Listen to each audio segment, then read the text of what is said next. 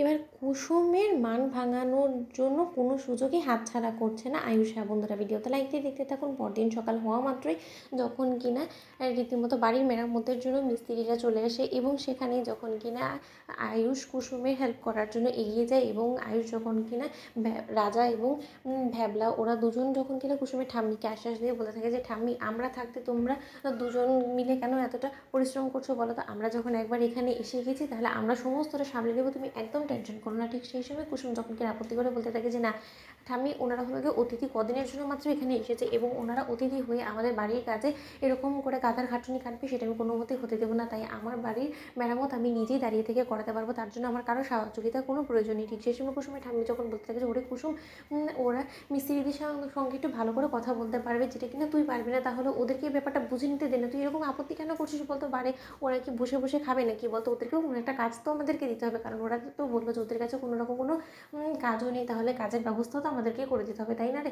ওরা এই গ্রামে কাকেই বা চেনে বলতো? ঠিক সেই সময় কুসুম বলতে থাকে যে ঠাম্মি, ওদের সমস্ত ভালো জিনিসের ঠেকাকে তুমি নিয়ে লিখে গেছো বলো তো? তাহলে তুমি এতটা কেন বোঝার চেষ্টা করছো ওদেরকে নিয়ে বলতো? তুমি এতটা মাথা ঘামানোর তোমার কোনো প্রয়োজনই, যাও এখান থেকে। ঠিক সেই সময় যখন কিনা এক পর্যায়ে কুসুমের এতটা আপত্তি করাতে যখন আয়ুষ ক্ষিপ্ত হয়ে কুসুমকে জাপটে ধরে এবং বলতে থাকে যে কুসুম, যথেষ্ট পরিমাণে কিন্তু বাড়াবাড়ি করে ফেলছো তুমি কেন সব কাজে আমার ব্যাঘাত ঘটানোর চেষ্টা করছো বলো তো? যেখানে কিনা আমি দাঁড়িয়ে থেকে সমস্ত কাজ করে ফেলতে পারবো সেই জায়গায় কিনা তুমি আমাকে সমস্ত ধরনের কাজ থেকে দূরে সরিয়ে দিচ্ছ, কেন করছো এরকমটা বলো তো? আমি মানছি যে আমি অপরাধ করেছি, তার জন্য তুমি আমাকে শাস্তি দাও, তুমি আমাকে মারো, তুমি আমাকে কান ধরে উদ্বোস করতে বলে আমি সেটা অবধি করবো, কিন্তু তাই বলে এরকম করে মুখ ফিরিয়ে নিও না এবং আমার সঙ্গে এরকম তুমি মুখ ফিরিয়ে ঘুরিয়ে ঘুরিয়ে কথা বলে আমার ভালো লাগে না, সেটা তুমি খুব ভালো করে জানো কুসুম। কেন আমার এরকম ধৈর্যের পরীক্ষা নিচ্ছ? ঠিক সেই সময় কুসুম বলতে থাকে যখন ভালো লাগছে না তাহলে এখান থেকে চলে যাচ্ছে না কেন বলুন তো?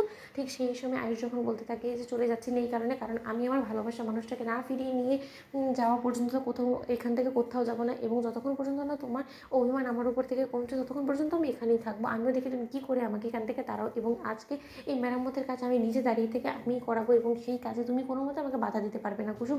ঠিক সেই সময় আয়ুষ যখন কিনা বলতে থাকে যে আমিও দেখেছি তুমি আমাকে এখান থেকে কী করে সরাও। ঠিক সেই সময় ঈশান বলতে থাকে যে দেখো জাদুকর, তুমি যত বারণই করো না কেন, ভাইদা তো ঠিক করে এসেছে সেই চন্দননগর থেকে যে ভাইদা নিজে স্ত্রীকে সঙ্গে করে না নিয়ে যাওয়া পর্যন্ত কোনো মতেই দমবে না, এবং গাঙ্গুলি বাড়ির বড় বউকে যখন কিনা আমরা একবার খুঁজে পেয়েছি এত সহজে তো আমরা তাকে হাতছাড়া করবো না। তাই গাঙ্গুলি বাড়ির বড় বউ এবং আয়ুষ্মান গাঙ্গুলি ভালোবাসার মানুষটাকে যতক্ষণ পর্যন্ত না আমরা মানাতে পারছি ততক্ষণ পর্যন্ত তুমি আমাদেরকে যতই অপমান করো অসম্মান করো না কেন, আমরা এখানে এখানেই থাকবো। ঠিক সেই সময় আয়ুষ যখন কিনা এক পর্যায়ে হাতে ফুল নিয়ে হাঁটু গেড়ে বসে কুসুমকে প্রপোজ করে, ঠিক সেই সময় কুসুম এক পর্যায়ে আয়ুষের দিক থেকে মুখ ফিরে নেয় এবং বলতে থাকে যে অনেক অসভ্যতাম করে ফেলেছেন ছোটো সাহেব, আর আমার ধৈর্য কুলাচ্ছে না, এবার জানতো বন্ধুরা। লাইক কমেন্ট শেয়ার করে সাবস্ক্রাইব করতে ভুলো না।